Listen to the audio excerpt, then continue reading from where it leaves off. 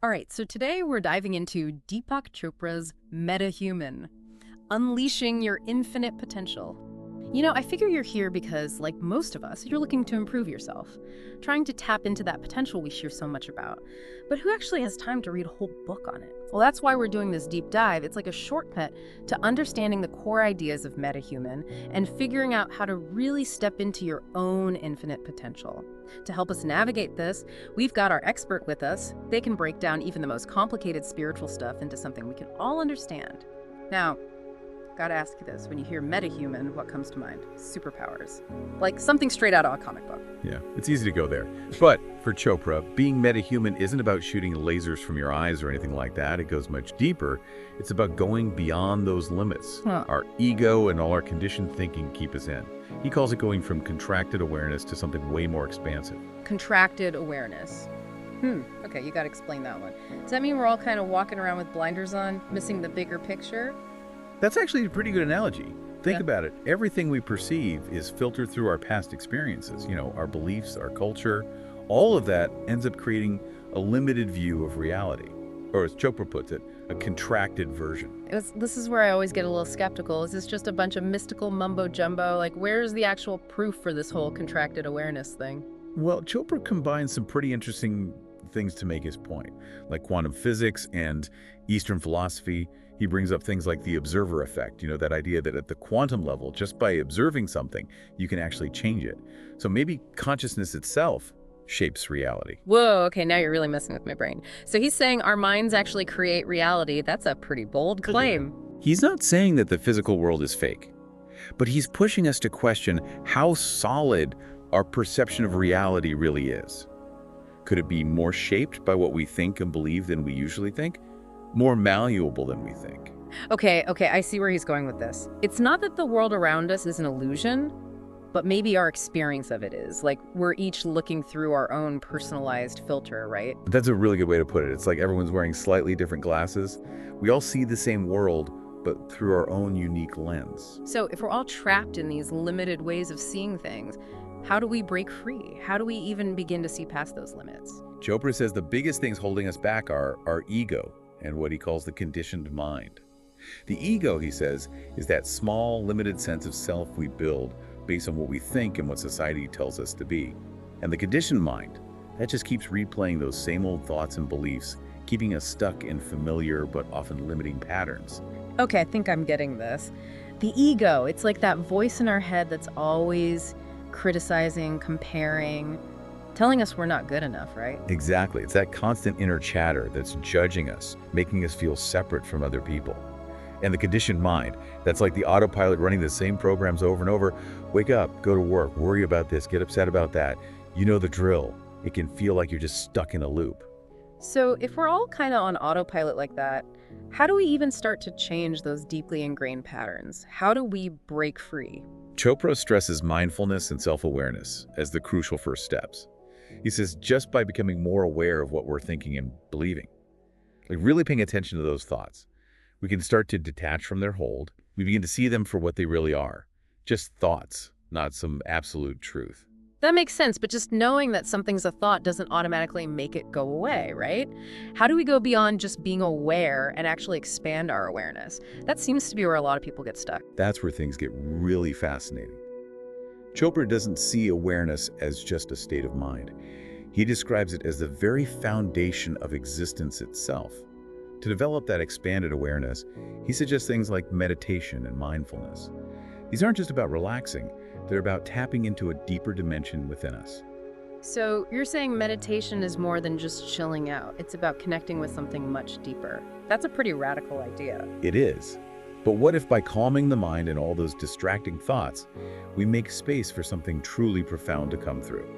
What if, like Chopra suggests, expanding our awareness could let us break down those mental barriers, unlock greater creativity, experience a more authentic and vibrant reality? Imagine what you could do if self-doubt and those limiting beliefs weren't holding you back all the time. Okay, I'm definitely on board with that vision. But is there a risk of getting lost in all this expanded awareness stuff? How do we stay grounded in everyday life while also exploring these deeper states of consciousness? Chopra has this thing called the 7 levels of consciousness, right? He does. He sees it as a progression of awareness, starting from that basic instinctual fight or flight level and going all the way up to what he calls transcendent awareness, where we go beyond thought and ego completely. 7 levels. Whoa, that's a lot to process. I'm feeling kind of overwhelmed already, and we haven't even gotten to enlightenment yet. Don't worry, it's not about reaching some perfect state of enlightenment overnight. It's a journey, a process of growing and expanding. And even small shifts in your awareness can have a big impact on how you experience life. So it's like climbing a mountain. Each step reveals a new view, a new perspective, and you don't have to reach the summit to feel the benefits of the climb. Exactly. And the great thing is you can start right where you are with whatever level of awareness you have right now. So you ready to explore those 7 levels a bit more? Absolutely, let's do it.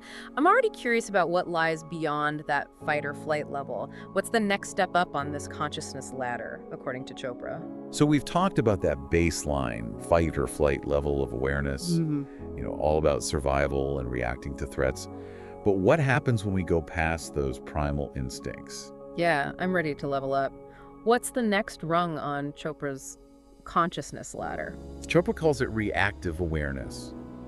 We're still responding to things happening around us, but now we have more choice involved. Like, think about it. You're driving and someone cuts you off. Your first reaction might be anger or fear, right? Oh yeah, definitely. But with reactive awareness, you have that moment to pause. You can choose how you respond instead of just reacting. Okay, so it's about being more aware of our reactions and having the space to maybe choose a different response. Exactly, like hitting the pause button on that autopilot. And as we become more intentional, that's when we move into what Chopra calls intentional awareness. This is where we start to direct our thoughts and actions more consciously. It's less about reacting to life and more about actively shaping it. So that's where we really start to take control, yeah. Yeah, that's a great way to put it. Think about it in your own life. Are you letting circumstances just dictate your choices? Or are you making conscious decisions that align with what you value, what you want to achieve? Intentional awareness is all about taking charge. That makes a lot of sense. It's like being the architect of your own life instead of just living in a house someone else designed. Exactly. And as we keep cultivating this intentional awareness, something really cool happens. We tap into what Chopra calls creative awareness. This is where imagination, inspiration, even that flow state we talked about earlier, becomes more accessible. You know, flow state is something I hear a lot about, especially from people in creative fields. But it's not just for artists and musicians, is it? Can anyone experience flow? Oh, absolutely. Chopra sees flow state as natural result of expanding your awareness. It's that sweet spot where you're completely absorbed in what you're doing. Time kind of disappears and ideas just flow effortlessly. You might experience it when you're writing, working on a project, playing sports, even in a deep conversation. It's like everything just clicks, you're totally in the zone, right? Exactly. And here's the cool thing. Chopra believes we can actually learn to get into flow more consistently. Really? How? Well, think about those times when you felt most in flow. What were you doing? What was your mindset like? By paying attention to those moments, we can start to figure out what helps us get into that state more often. That's a really interesting idea. It's like reverse engineering flow state. But what about those times when you're feeling stuck, uninspired? Can you force yourself into flow? Chopra says it's not about forcing it, but about setting the right conditions. He gives some really practical tips, like focusing intensely on the task at hand, letting go of worrying about the outcome, trusting your intuition. So it's more about being fully present in the process than worrying about the end result. Exactly. Think about those times when you're so worried about messing up or getting something right. You end up blocking your creativity. Flow state is about letting go of that need for control and just trusting the process. That makes sense. It's about surrendering to the moment, not trying to force it into a specific shape. But we're only at level 4 of Chopra's 7 levels of consciousness, right? What happens as we climb even higher? The next level is called intuitive awareness. This is where we start to tap into a deeper kind of wisdom, a wisdom that goes beyond just our rational mind. It's that gut feeling, that inner knowing that often guides us in the right direction. But sometimes we don't listen to it. You know, I think we've all felt that intuitive nudge at some point, maybe a feeling that something's wrong or a sudden flash of insight that seems to come out of nowhere. But how do you know if you're really tapping into intuition or just following a whim? That's where discernment comes in. It's about learning to distinguish between the ego's voice, which is usually driven by fear or desire, and the quieter voice of intuition, which often feels more like a knowing, a deep sense of rightness. So it's about tuning into that inner wisdom, that still small voice that often gets drowned out by all the noise in our lives. Exactly. And as we learn to trust our intuition more, it becomes a stronger and more reliable guide. It can help us make choices that are truly in our best interest, even when those choices don't seem to make logical sense. Now we're getting into some really interesting territory. But we're not done yet, are we? What's beyond intuitive awareness on Chopra's map of consciousness? This is where things get really mind-blowing. The next level is visionary awareness. And this is where we start to experience a sense of unity and interconnectedness with everything around us. We see our own lives as part of something bigger, something more meaningful. So it's like a shift in perspective, a feeling of oneness with the universe. Yes, and at this level, Chopra says we often have access to really profound insights and a greater sense of purpose. It's like our vision expands beyond just our personal concerns to encompass something much grander. We start to see how everything is connected, how our actions ripple outward and impact the world around us. Okay, I can see how each level builds on the one before it, leading to a more expansive and fulfilling experience of life. But what about that final level, transcendent awareness?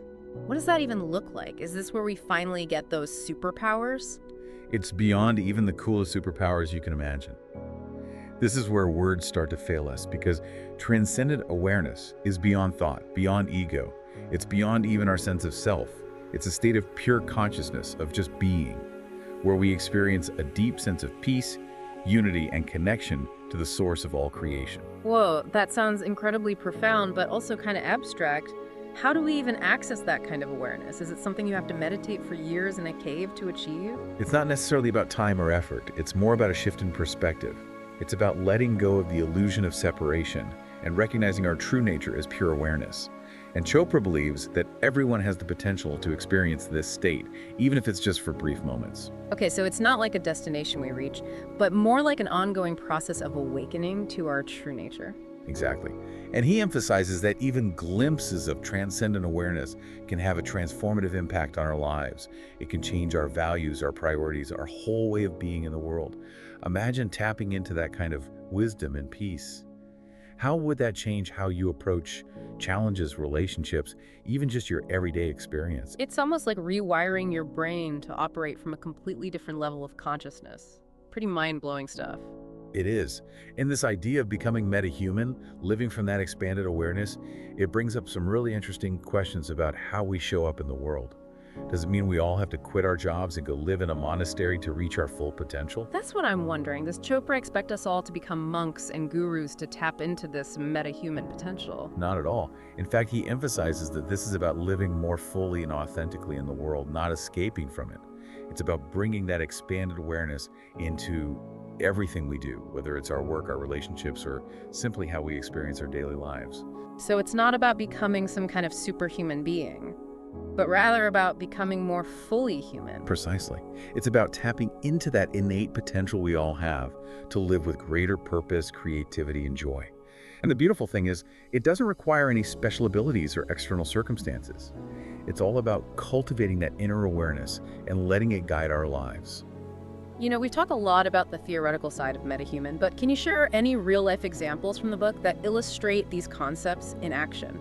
Stories that show how these ideas can actually change people's lives. Of course, Chopra shares lots of stories of people who have transformed their lives by embracing these principles. One that comes to mind is a story of a businessman who was incredibly successful, but also deeply unhappy. He was constantly stressed, overworked, and he felt like he was living someone else's life. Can you relate to that at all? That feeling of going through the motions, but not really feeling fulfilled? I think a lot of people can relate to that, especially in today's world. We're constantly bombarded with messages about success and achievement, but it doesn't always translate into genuine happiness. So what happened to that businessman? Did he just quit his job and move to an ashram? He actually took a different approach. He started incorporating mindfulness and meditation into his daily routine. It wasn't about escaping his life, but about changing his relationship to it. As he became more aware of his thoughts and feelings, he started to question his values, his priorities, what truly mattered to him. So it was less about changing his external circumstances and more about changing his internal landscape. Exactly. And the changes he made weren't dramatic at first. He started meditating for a few minutes each day, paying more attention to his breath, noticing those moments of stress and choosing to respond differently. And as he continued to practice, he started to notice a shift. He felt calmer, more centered, more connected to himself. It's amazing how even small changes can have such a ripple effect. It is. And as his awareness grew, he started to realize that his corporate job, while financially rewarding, wasn't aligned with his deeper passions and values. He felt drawn towards something more creative, more purpose-driven. So he did end up quitting his job. He did, but not on a whim. He took his time, planned carefully, and eventually started a business that let him express his creativity, connect with others, and make a positive impact on the world. And in the process, he found a level of fulfillment and joy that he'd never experienced before. That's so inspiring. It shows that metahuman isn't just some abstract concept, but something that can actually lead to real positive changes in our lives. It's not about becoming some enlightened guru on a mountaintop. It's about bringing those qualities of awareness, presence, and purpose into our everyday lives. Exactly, and it's about recognizing that we all have the potential to live a more metahuman life, regardless of our circumstances. We all have that innate capacity for growth, for transformation, for connecting with something larger than ourselves. And the journey, as Chopra describes it, is both challenging and incredibly rewarding. I love that. It's about embracing the journey, the ups and downs, the moments of clarity and the moments of confusion. It's all part of the process. And speaking of the process, I'm curious to hear more about the practical tools and techniques Chopra offers for actually cultivating this expanded awareness and living a more metahuman life. I think a lot of people are probably wondering, okay, this all sounds great, but how do I actually do it? That's a great question. And it's something Chopra addresses head-on in Metahuman. Right. He provides a whole toolkit of practices and strategies that we can all start using today. So are you ready to dive into those? Let's do it. I'm ready to hear more about how we can put these ideas into practice and start unleashing our own infinite potential. Okay, we're back and ready to get into the practical stuff. You know, the how-to part of our metahuman deep dive. We've explored some pretty mind-bending concepts, right? Contracted versus expanded awareness, the 7 levels of consciousness, even tapping into that transcendent awareness. But I know you're probably thinking, okay, that's all great, but how do I actually live a more metahuman life? Where do I even begin? It's a great question, and it's one that Chopra tackles head-on. He offers a bunch of practical techniques that we can all use to develop greater awareness, to step out of those limited perceptions, start living with more purpose and intention. So he doesn't just leave us hanging with all these high-minded concepts and no way to actually apply them. Not at all. Okay, good. What are some of those tools he recommends? Well, meditation's a big one. It's a core part of Chopra's approach. But he explains it in a way that makes it feel accessible to pretty much anyone. I think a lot of people hear meditation and just tune out. They picture, sitting in lotus position on a mountaintop, chanting for hours. Is that what Chopra's talking about? Nope, not at all. He makes it clear that meditation isn't about emptying your mind or reaching some blissful state. It's more about gently observing your thoughts and feelings without judging them. Just noticing them come and go like waves in the ocean. So it's more about creating some distance between you and that constant mental chatter. Exactly. And he offers all kinds of techniques, from simple breathing exercises to guided visualizations. That way people can find a practice that really works for them. He even has apps and online resources to make it easier to get started. There's really something out there for everyone. That's awesome. So there's no excuse for not giving it a shot, right? Right. Even a few minutes each day can make a difference. But meditation is just one tool. Chopra also talks a lot about mindfulness. Okay, mindfulness. That's a word you hear everywhere these days, right? What does Chopra actually mean by it? He sees mindfulness as a way of bringing that same awareness we develop in meditation into our everyday lives.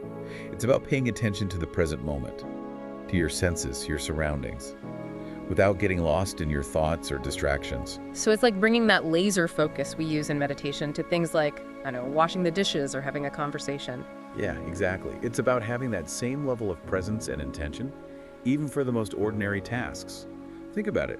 How often are you doing something, but your mind is completely somewhere else? Mindfulness is about bringing your attention back to the here and now, really experiencing whatever you're doing, whether it's eating, walking the dog, talking to someone. When you put it like that, I realize how much I probably miss by being stuck in my head all the time. So mindfulness is about waking up to the present moment, really savoring it instead of just letting it pass by. Yeah, that's a great way to put it.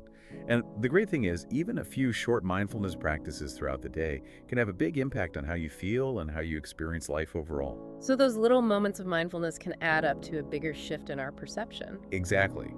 But Chopra doesn't stop there. He also talks about self-inquiry. Have you ever found yourself thinking about those big existential questions? Like, who am I? Or what's my purpose? Oh, for sure. I think everyone grapples with those questions at some point, especially when you're feeling lost or unsure about your path. But I usually just end up overthinking everything and getting even more confused.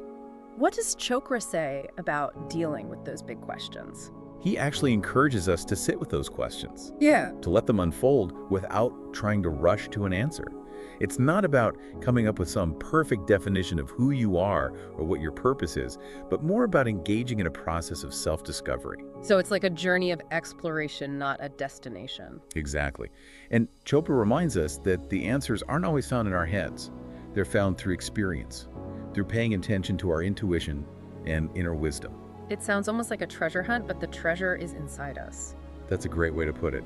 And sometimes we stumble upon that treasure in unexpected ways, maybe in those quiet moments of reflection or when we're fully immersed in something we love. It's about being open to those moments of insight, trusting that the answers will come in their own time. It's like trusting that the journey itself is leading us somewhere meaningful, even if we don't know exactly where we're going. Precisely. But self-inquiry isn't the only tool Chopra talks about. He also emphasizes gratitude and compassion. Okay, gratitude and compassion, those seem pretty straightforward. How do they fit into this whole metahuman framework? Well, Chopra reminds us that just feeling grateful for what we have, even the small things, can totally change our perspective. It's about focusing on the abundance in our lives instead of dwelling on what we're missing.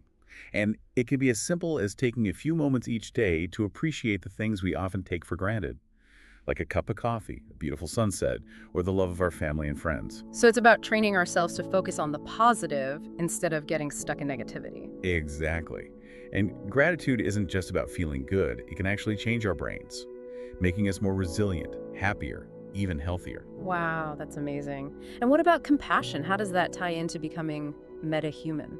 Compassion is about recognizing our shared humanity, extending kindness to ourselves and others, even those who are different from us or who we might see as enemies. It's about understanding that we're all interconnected. We all share the same basic human desires and struggles. It's about breaking down those walls that separate us and seeing ourselves reflected in others. Exactly. And compassion isn't just some nice-to-have quality, it actually benefits us too. Studies have shown that practicing compassion can lower stress, boost our immune systems, and increase feelings of happiness and connection. So it's a win-win, right? We help ourselves and we contribute to a more compassionate world. Exactly. And that's really at the heart of being metahuman. Recognizing that we're all connected and that we have the potential for both individual and collective transformation. Throughout this deep dive, we've talked about a lot of powerful concepts and practices, but one thing I keep wondering is, does living a metahuman life mean giving up all our worldly ambitions and desires? Do we have to become ascetics to reach our full potential? That's a really important question, and one that I think a lot of people wrestle with. The good news is, Chopra isn't saying we have to renounce the world or deny our desires. In fact, he believes that living a metahuman life is about bringing that expanded awareness into every part of our lives. Our work, our relationships, our creative pursuits, everything.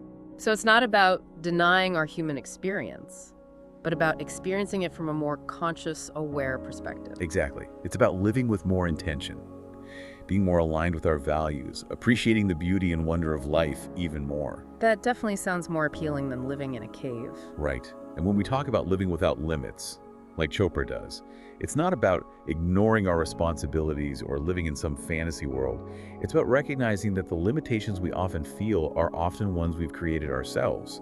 They're based on fear, conditioning, or those limiting beliefs we've been carrying around for years. So it's about challenging those beliefs, those voices in our heads that tell us we're not good enough, not smart enough, not worthy enough. Exactly. It's about recognizing those limiting beliefs as just thoughts, not truths, and then choosing to think and act differently. It's about pushing ourselves outside our comfort zones, embracing uncertainty, trusting that we have what it takes to face whatever challenges come our way. You know, I think so many people struggle with that feeling of being held back by fear or self-doubt. I agree. It can be so paralyzing. What does Chopra suggest for overcoming those limitations? He reminds us that we are not our thoughts, we are not our fears. We are something much greater, more expansive, more capable than we often give ourselves credit for. And he encourages us to take risks, experiment, to allow ourselves to fail and learn from those experiences. It's about embracing the journey with all its ups and downs, knowing that even when we stumble, we're still moving forward, we're still growing. That's such a powerful message that failure isn't the end, it's just part of the process. Exactly. And Chopra reminds us that even when we feel lost or unsure, even when we make mistakes, there's a deeper intelligence at work guiding us towards our highest potential. It's about learning to trust that intelligence, that inner compass that always knows the way. Wow, we've covered so much ground in this deep dive. I feel like we've just scratched the surface of Chopra's Metahuman. But we've explored so many amazing ideas about expanding our awareness, connecting with our inner wisdom, and living a more meaningful and fulfilling life. What are some key takeaways you hope listeners will take with them? I hope listeners feel empowered to explore these concepts further, to try out the practices Chopra suggests, and to embrace the idea that they have the power to create a more fulfilling and meaningful life for themselves. It's not about becoming some perfect metahuman. It's about taking small steps towards greater awareness, more intention, and a deeper connection with who we truly are. It's about the journey, not the destination. Exactly. And every step we take, no matter how small, can have a ripple effect. Not just in our own lives, but in the world around us. I know I'm leaving this deep dive feeling inspired to cultivate more awareness in my own life and to explore these practices that Chopra outlines. Any final thoughts for our listeners before we wrap things up? Yes, I would encourage everyone listening to think about this. What's one small step you can take today to cultivate more awareness, to connect with your inner wisdom, or to move towards a more metahuman way of being? It doesn't have to be anything huge. Maybe it's trying a 5-minute meditation, practicing gratitude for 10 things you appreciate, or simply noticing those moments when you're being judgmental and choosing to respond with more kindness and compassion. Every small step makes a difference. That's a beautiful challenge to leave our listeners with. Thank you so much for sharing your insights with us today. This has been a truly mind-expanding conversation. And to all of you listening, if you're interested in exploring these ideas further, we highly recommend checking out Metahuman by Deepak Chopra. It's a book that could really change your life. Until next time, keep diving deep, keep exploring, and keep unleashing your infinite potential.